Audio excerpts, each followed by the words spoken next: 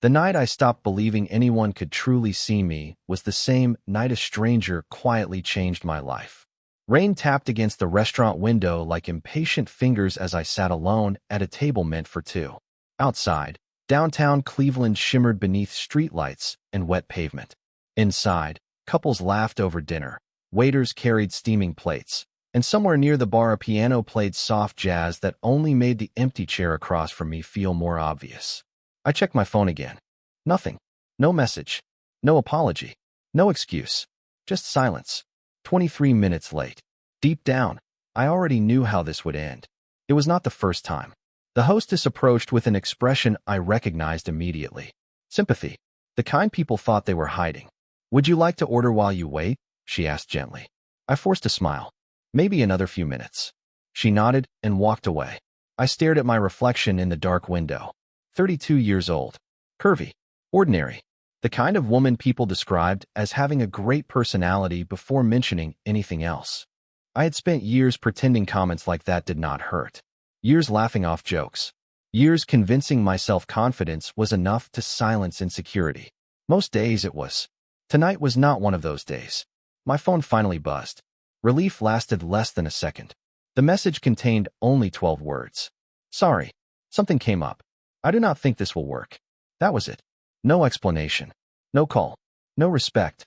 Just 12 words ending something that had barely started. I set the phone face down and stared at the tablecloth. Around me, life continued as if nothing had happened. A waiter refilled glasses. Someone celebrated a birthday. A couple near the entrance held hands and smiled. I blinked rapidly, refusing to let tears appear in public. "You know," a voice said from the neighboring table, "for what it is worth, anyone who leaves without meeting you is probably making a mistake." I looked up. A man sat alone near the back corner of the restaurant. Dark jacket, faded jeans, broad shoulders. He looked like someone who spent his days working with his hands. Nothing flashy, nothing remarkable. Yet there was something steady about the way he looked at me. Not pity, not judgment, just honesty. Heat rushed to my cheeks. "Were you eavesdropping?" I asked. Accidentally. The corner of his mouth lifted slightly. The text notification was loud. Despite myself, I laughed. A small laugh. The first one all evening. "Well, congratulations. You witnessed one of the shortest relationships in Ohio. Then perhaps you should celebrate." Celebrate. "You found out who he was before wasting 6 months." That earned another laugh. This one real. The stranger lifted his coffee cup in a silent toast. I noticed his eyes then. Calm. Observant. As if he paid attention to details most people ignored. We spoke for only a few minutes before I gathered my things to leave. I never asked his last name. I never imagined I would see him again. As I stepped out into the rain, I glanced back through the restaurant window. The stranger was still sitting there, watching the city lights beyond the glass. What I did not know was that Ethan Romano had spent years searching for someone genuine. And that night, without realizing it, the test he thought he was giving the world had already begun to change him. The next morning, I convinced myself I would never see the stranger again. Life rarely worked like movies, and people did not usually wander back into your story after sharing one meaningful conversation. By 7 o'clock, I was already inside Brooks Bakery, tying on my apron while the scent of cinnamon rolls and fresh bread filled the air. The bakery had belonged to my grandmother before it became mine. It was small, a little outdated, and constantly one unexpected expense away from disaster. But it was home. Most mornings followed the same rhythm. Coffee brewing, pastries cooling, regular customers arriving before work. Familiar faces, familiar conversations. Predictable, safe. Around 9:30, the bell above the front door rang. I glanced up automatically while arranging muffins in the display case. Then I nearly dropped the tray. The stranger from the restaurant stood inside the bakery. Rain had been replaced by bright autumn sunlight pouring through the windows behind him. He wore the same worn jacket and faded jeans. Nothing about him suggested wealth, influence, or importance. He looked like an ordinary man stopping for breakfast. Somehow that made his appearance feel even more surprising. "Well," I said, "either Cleveland is much smaller than I thought, or you have excellent timing." His smile appeared immediately. "I was hoping you owned this place." I blinked. "How did you know?" He nodded toward the sign outside. Brooks Bakery seemed like a clue. I laughed despite myself. "Fair point." He stepped toward the counter, and looked at the pastry display with genuine interest. Most customers glanced for 2 seconds before ordering. He studied everything as if each item mattered. "What is your recommendation?" he asked. "Depends." "On what?" "Whether you want honest advice or the most expensive option." The smile returned. "Honest advice." I pointed toward a tray near the corner. "Apple cinnamon rolls. They sell out first every morning. Then I will trust the expert." A few minutes later, he sat at a small table by the window with coffee and a pastry while I continued helping customers. Every now and then I caught him watching the bakery. Not me specifically, the bakery itself. The family stopping in after school drop-off. The retired couple sharing breakfast. The construction workers grabbing coffee before heading to a job site. There was something thoughtful about the way he observed people. Around lunchtime, the rush finally slowed. For the next few weeks, Ethan became part of my mornings without either of us officially acknowledging it. Every day around 9:30, the bell above the bakery door rang, and there he was. Sometimes he ordered coffee and a pastry. Sometimes he stayed for 10 minutes. Sometimes an hour. The strange thing was how natural it felt. Customers began recognizing him. Mrs. Jenkins from the flower shop waved whenever he walked in. A group of retired firefighters started saving him a seat near the window. Even my employees noticed. "Your mysterious friend is here," my assistant Megan whispered one morning with a grin. "He is not mysterious. You do not even know what he does for a living." I opened my mouth to answer and immediately stopped. She had a point. Somehow, despite all our conversations, I knew surprisingly little about Ethan. He asked questions. Lots of questions. About the bakery. About my grandmother. About the neighborhood. About my dreams. Yet whenever the conversation drifted toward him, he redirected it with effortless skill. Normally that would have bothered me. For some reason, it did not. One rainy afternoon, business slowed to a crawl. The streets outside looked washed in silver beneath heavy clouds. Ethan sat at his usual table reading a newspaper while I worked through invoices behind the counter. I hated invoice days. Numbers never seemed to cooperate. The bakery's oven had needed repairs. Ingredient prices had increased again, and a delivery truck had damaged part of the loading area the week before. Every page seemed determined to remind me how fragile small businesses could be. "You are frowning," Ethan observed without looking up from the newspaper. "I am concentrating." "You are frowning." I sighed dramatically. "The bakery is fine." He lowered the paper. That sounded exactly like someone whose bakery is not fine. I laughed despite myself. Then I told him about the repairs. Not everything. Just enough. Most people responded to problems with advice. Ethan listened. Really listened. When I finished, he nodded thoughtfully. "You will figure it out." "That is your wisdom?" I asked. "That is my observation." His eyes met mine. "Everything I have seen suggests you always do." The simple confidence in his voice stayed with me long after the conversation ended. Later that afternoon, a delivery driver arrived carrying several large boxes. I frowned. "Wrong address." He checked his paperwork. "Brooks Bakery?" "Yes." "Then these are yours." Inside were brand new baking trays and equipment supplies. Exactly the items I had been putting off replacing. My stomach tightened. I immediately knew. By the time November arrived, Ethan had become the first person I looked for every morning. I never admitted that to anyone. Not to Megan. Not to my friends. Certainly not to myself. Yet every day, when the bell above the bakery door remained silent past 9:30, I found excuses to glance toward the window. Most days, he arrived exactly on time. One Thursday, he did not. 9:30 passed. Then 10. Then 11. I told myself it did not matter. People had lives. People got busy. Still, I checked the door more often than necessary. Around noon, the lunch crowd began arriving. The bakery filled with conversation, the scent of fresh soup, and the comforting sounds of everyday life. Then the bell finally rang. Ethan stepped inside looking tired. Not physically tired. Emotionally tired. His usual calm expression seemed weighed down by something invisible. "You are late," I said before I could stop myself. A faint smile appeared. I did not realize attendance was mandatory. It is not. I handed him a coffee. But apparently I noticed. For a moment, something softened in his eyes. He accepted the cup and sat down at his usual table. During the next hour, I watched him more than I wanted to admit. He barely touched his food. He stared out the window. Twice I caught him lost in thought. By closing time, The concern had become impossible to ignore. I found him standing outside near his old pickup truck as the evening sky turned orange above the city. "All right," I said. "What happened?" He looked surprised. "What makes you think something happened?" "Because you spent an entire day pretending to be fine." The corner of his mouth lifted slightly. "Am I that obvious?" "To me?" "Apparently." Silence settled between us. Cars moved along the street. Storefront lights flickered on one by one. Finally, Ethan spoke. "Do you ever feel like people only value what you can give them?" The question caught me off guard. "Sometimes." He nodded slowly. "What do you do about it?" I leaned against the truck. "I stopped trying to earn approval from people who have already decided who I am." He looked at me for several seconds. Not speaking, just listening, the way he always did. "That sounds simple." "It is not simple." I laughed softly. "It took me a year." December arrived wrapped in strings of white lights and the smell of cinnamon drifting through downtown Cleveland. Brooks Bakery became busier than I had ever seen it. Customers lined up before sunrise. Holiday orders covered every available counter. Most nights, I stayed long after closing trying to keep up. Normally, the pressure would have terrified me. This year felt different. Because somehow, Ethan was always there. Not in a dramatic way. He never took over. Never acted like a hero. He simply showed up.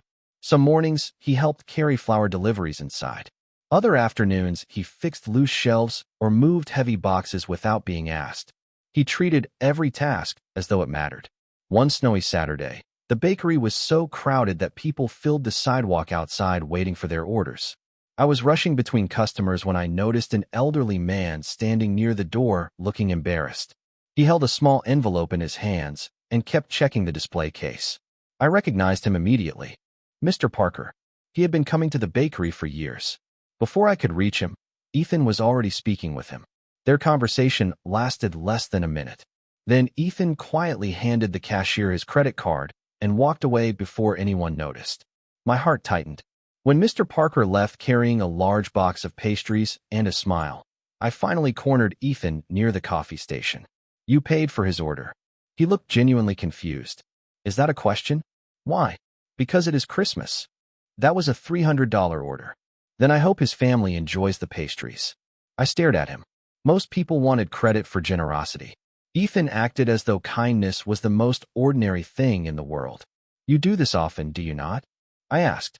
His expression softened. "Not often enough." Later that evening, after the bakery finally closed, snow began falling heavily outside. The city looked quieter than usual. Softer. Ethan and I sat at a corner table drinking coffee while Christmas music played through the speakers. For several minutes, neither of us spoke. The silence felt comfortable. Familiar. "Can I ask you something?" he said. "You usually do." A smile flickered across his face. "Why are you always helping people?" I laughed. "That is your question?" "It is." I considered it. "Because someone helped my grandmother when she opened this bakery." He listened carefully. "She used to tell me that kindness is like yeast." Yeast. A little can grow into something much bigger. Ethan looked down at his coffee. "That sounds like her. You would have liked her." "I think I would have." The sadness in his voice surprised me. For a brief moment, he looked distant again, like the man who had arrived late weeks earlier carrying invisible burdens. I wanted to ask what troubled him. I wanted to know why someone as thoughtful as Ethan sometimes looked as though he carried the weight of an entire world. Instead, I simply sat beside him while snow drifted past the windows. Somewhere between Thanksgiving and Christmas, friendship had quietly become something deeper. Not because of grand gestures. Not because of promises. Because every day Ethan showed me the same person. Honest. Patient. Kind. And as I watched the reflection of holiday lights dancing across the glass, I realized something that frightened me more than I wanted to admit. I was no longer looking forward to seeing Ethan tomorrow. I was beginning to imagine what life would feel like if he ever stopped showing up at all. The week before Christmas brought the first real snowstorm of the season. By sunrise, Cleveland looked transformed. Storefronts wore white roofs. Cars disappeared beneath blankets of snow. The bakery windows glowed warmly against the cold, gray morning outside. I arrived before dawn expecting another busy day. Instead, I found a problem waiting for me. The walk-in refrigerator had stopped working sometime during the night. My stomach dropped the moment I opened the door. Boxes of ingredients sat inside a room that felt much warmer than it should have. Repair costs flashed through my mind immediately. More expenses, more delays, more uncertainty. I spent the next hour calling service companies while trying to keep the bakery running. Every estimate sounded worse than the last. By 9:30, I was exhausted. Right on schedule, the bell above the door rang. Ethan stepped inside, carrying snow on his shoulders. One look at my face told him everything. "What happened?" he asked. "Nothing." He raised an eyebrow. That answer usually means the opposite. I sighed. "The refrigerator died. Can it be repaired?" "Eventually." I forced a smile. "Apparently the replacement parts need to arrive from Columbus." Ethan glanced toward the back room. "And until then, I figure it out." The words sounded more confident than I felt. For a moment, he said nothing. Then he nodded. "Of course you do." The day continued. Customers came and went. Snow fell harder outside. Around lunchtime, a local community center called with bad news. A holiday event scheduled for the following evening had lost its dessert supplier. Hundreds of families were expected to attend. They needed help. Fast. I should have said no. I already had too much on my plate. Instead, I heard myself saying yes. By the time I hung up, Megan stared at me as though I had lost my mind. "We barely have enough staff for our own orders." "I know. And now we are feeding 300 people." "I know." Ethan listened quietly from his table near the window. That evening, long after closing, the bakery lights remained on. Trays covered every available surface. Dough rose beneath clean towels. Christmas music played softly through the speakers. Volunteers from the neighborhood stopped by to help. So did Ethan. For hours, we worked side by side decorating pastries and packaging desserts. At one point, I looked around the room and felt overwhelmed. Not by stress, by gratitude. People had shown up. They cared. Somehow, without realizing it, I had built something bigger than a bakery. Near midnight, the final box was sealed. Everyone cheered. Someone started applauding. I laughed so hard my eyes watered. As the volunteers left, Ethan remained behind helping clean. Snow continued falling beyond the windows. The bakery felt peaceful again. "You know," he said quietly, "most people would have turned down that request." I shrugged. "Those families deserve a good Christmas too." His expression softened. "You never think about yourself first." I looked at him. "Neither do you." For a brief second, something passed across his face. Guilt. Regret. Maybe both. Then it disappeared. He glanced away toward the falling snow. I wish that were true. The comment lingered between us long after the words faded. And for the first time since meeting Ethan, I felt certain he was carrying a secret much larger than he wanted me to see. Christmas Eve arrived beneath a sky the color of silver. The city felt quieter than usual. Storefronts glowed with holiday lights. Families hurried through snowy streets carrying gifts. And for the first time in months, Brooks Bakery closed early. I should have felt relieved. Instead, I felt restless. Ethan's strange comment from a few nights earlier refused to leave my mind. I wish that were true. The words echoed every time I thought about him. Around 3 o'clock, I locked the bakery and started home carrying a box of leftover pastries for my neighbors. Halfway across downtown, heavy traffic forced me to take a different route. That detour changed everything. I stopped at a red light near the financial district and happened to glance toward a large office tower across the street. The building was impossible to miss. Glass, steel, security guards at every entrance. The kind of place ordinary people only saw in magazines. A line of black luxury vehicles waited outside. Men in expensive coats stood near the entrance, speaking into earpieces. At first, I barely noticed. Then one of the vehicle doors opened. My heart stopped. Ethan stepped out. Not the Ethan I knew. Not the man in faded jeans and a worn jacket. This Ethan wore a perfectly tailored dark overcoat. Several people immediately approached him. They shook his hand, opened doors for him, followed a step behind as he entered the building. The confidence in his posture looked familiar. The authority surrounding him did not. The traffic light turned green. Cars behind me honked. I barely heard them. Somehow I managed to pull into a nearby parking lot. My pulse hammered in my ears. There had to be an explanation. Maybe he worked there. Maybe he was meeting someone. Maybe I was overreacting. Then I saw a digital billboard mounted on the side of the building. A business magazine cover filled the screen. The photograph showed Ethan standing in front of the same tower. Except the headline beneath his picture made my stomach drop. Ethan Romano, chairman of Romano Holdings, one of America's most influential private business leaders. I stared at the screen. Then I stared at the building. Then back at the screen. The world seemed to tilt beneath me. Every conversation replayed inside my head. The old pickup truck. The simple clothes. The carefully avoided questions. The mysterious generosity. The unexplained knowledge. Suddenly, every missing piece snapped into place. He had never been who he claimed to be. Or maybe worse, he had never actually claimed anything.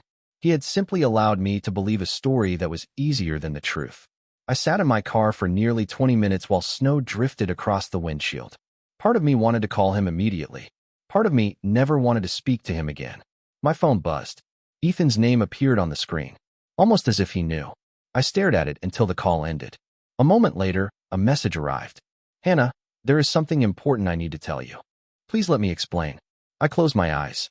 For months, I had trusted the man who drank coffee at my bakery and helped carry flour sacks through the back door. Now I was staring at a stranger standing at the top of an empire. And for the first time since the night we met, I had no idea which version of Ethan Romano was real. I did not answer Ethan's calls for 3 days. 3 days of unanswered messages. 3 days of staring at my phone before setting it face down again. 3 days of replaying every conversation we had ever shared. The worst part was not discovering he was wealthy. It was realizing how carefully he had hidden it. Christmas came and went in a blur.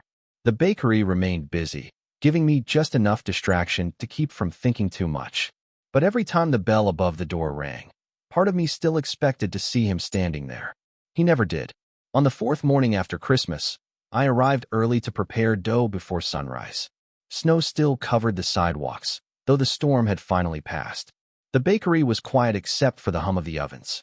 As I unlocked the front door, I noticed an envelope resting against the glass. My name was written across the front in familiar handwriting. For several seconds, I simply stared at it. Then I carried it inside and opened it. There was no expensive stationery, no corporate logo, just a single handwritten letter. Hannah, if money were the secret I was hiding, this letter would be easy. The truth is harder. Months ago, I became convinced that nobody saw me anymore. They saw my companies, my influence, my bank accounts. They saw everything except the person standing in front of them. So I stopped introducing myself honestly. At first, I told myself it was harmless. Then I met you. You treated me with kindness before you knew anything about me. You gave me coffee when I looked tired. You helped me when you believed I had nothing to offer. Every day after that, telling the truth became harder because I was afraid of losing the one real thing I had found. I never lied about how I felt, but I was wrong to hide who I was. And I am sorry. I read the letter twice, then a third time. By the end, my eyes stung. Not because I had forgiven him. Not yet. Because for the first time, I understood what had actually happened. Ethan had not been testing me anymore. Somewhere along the way, he had started protecting himself. That realization followed me throughout the day. That evening, as the bakery prepared to close, a familiar customer approached the counter. Mrs. Jenkins from the flower shop. She set down her purse and smiled knowingly. You look troubled. Is it that obvious? To everyone except you. She glanced toward the window. You know he comes by every morning. My heart skipped. What? Not inside. She nodded toward the street. He parks across the road. Sits there for a few minutes. Then leaves. I immediately turned toward the window. Across the street stood a black SUV partially covered in snow. Empty now. Gone. Yet something inside me shifted. Ethan had all the power in the world. He could have forced conversations, sent gifts, used influence. Instead, he had done nothing except wait. Respectfully, patiently, giving me the choice he should have given me from the beginning. That night, I sat alone in the bakery after everyone left. The holiday lights still glowed in the windows. Outside, snow drifted softly beneath the street lamps. I looked down at Ethan's letter one final time. Then I picked up my phone. Because for the first time since discovering the truth, I realized something uncomfortable. The question was no longer whether Ethan Romano had deceived me. The question was whether I could accept that the man who hurt me was also the same man who had quietly become impossible to forget. The next morning arrived bright and cold, with sunlight reflecting off fresh snow like scattered diamonds across the city. I opened the bakery earlier than usual, not because I had work to do, because I had made a decision. Around 9:30, the familiar black SUV appeared across the street. My heart reacted before my mind could. For several seconds, it remained parked exactly where Mrs. Jenkins had said it would. Then the engine started. Slowly, the vehicle prepared to leave. I stepped outside. The cold air stole my breath instantly. Ethan. The SUV stopped. A moment later, the driver's door opened. Ethan stepped out and looked at me as if he could not quite believe I was standing there. For a few seconds, neither of us moved. Snow crunched beneath our shoes as he crossed the street. "Hi," he said quietly. "Hi." It was not a dramatic reunion. There were no grand speeches. No perfect words. Just two people standing on a snowy sidewalk, trying to find their way back to honesty. Ethan looked tired. Not physically. Emotionally. Like someone who had spent weeks carrying regret. "I am sorry," he said. "I know. I should have told you sooner." "You should have." He nodded. "I was afraid." That answer surprised me more than anything else. Ethan Romano looked like a man who feared nothing.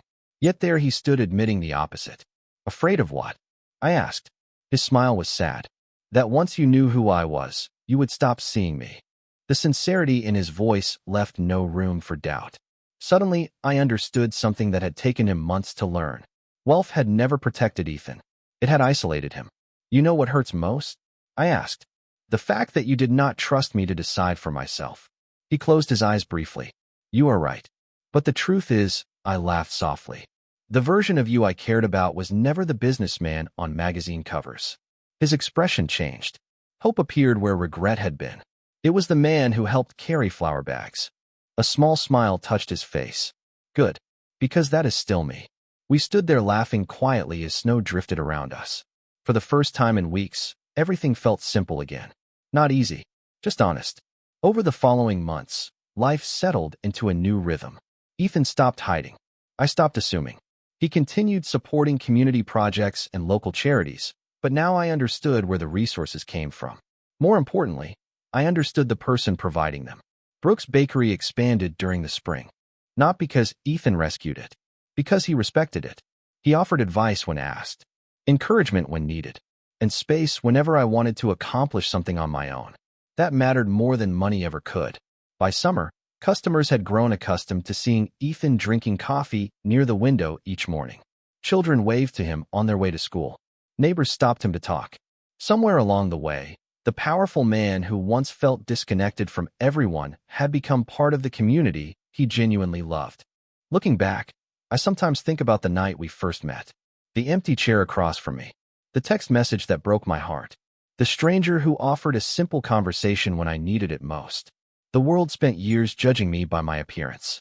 Many people spent years judging Ethan by his success. Both of them were wrong. Because the most valuable things about a person are rarely the first things you see.